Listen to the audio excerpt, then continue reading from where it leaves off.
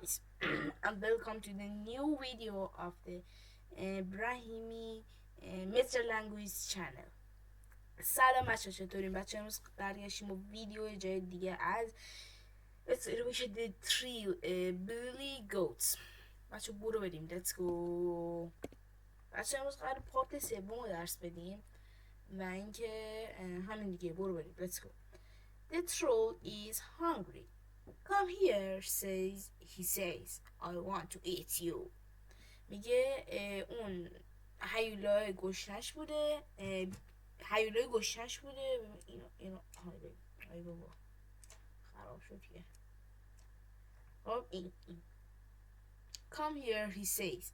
میگه اون مرده گفت بیا اینجا. اون مرده گفت I want to eat you. من میخوام تو رو بخورم. Please don't eat me, says the big goat. میگه لطفا منو نخور. اون بز بزرگ گفت Wait for the next goat. وایسا برای بز بعدی. He's very big. اون خیلی بزرگه. The troll listens. The troll thinks. میگه اون گوش کرد و فکر کرد. Okay, says the troll. اون چی میگه؟ این هیولای قبول کرد و گفتش که اوکی. And the big goat goes over the bridge. بچه این هایلایت بکشید، خیلی مهمه بچه ها.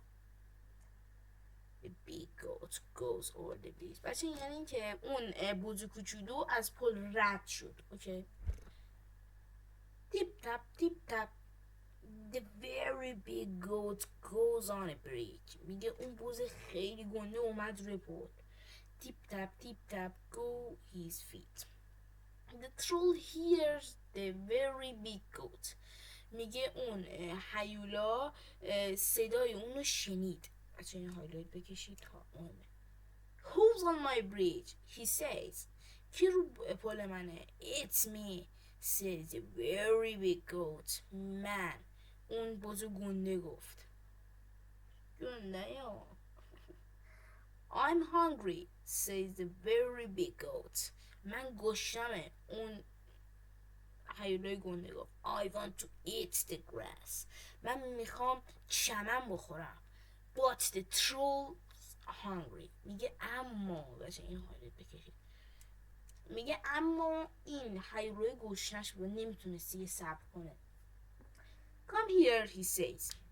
میگه بیا اینجا. حالا معلوم نیست یه بوزه گفته یا کی گفته. I want to eat you. این گفته، این تروله گفته بچه. این I want to eat you. خب بچه بریم یه بار دیگه جمله های مهم رو مرور کنیم. خب بچه the troll is hungry. اون هیولا گشنشه. The big goat goes over the bridge. اون باز گنده از روی پل رد شد. The troll hears the very big goat. میگه اون هیولا صدای باز خیلی گنده رو شنید.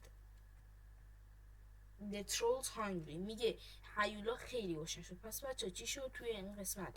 اون باز گنده خیلی گنده نه متوسطه از رو پل رد شد، گول زد و این بز گنده که اومد رد بشه رو پل و دوباره بهونه بیاره، ولی این هیولای قانع نشد و گفتش بعد من تو رو بخورم، من خیلی گشتم. بچه امیدوارم فهمیده باشید و تا اینجای داستان متوجه شده باشید. این پارت سوم بود و پارت چهارم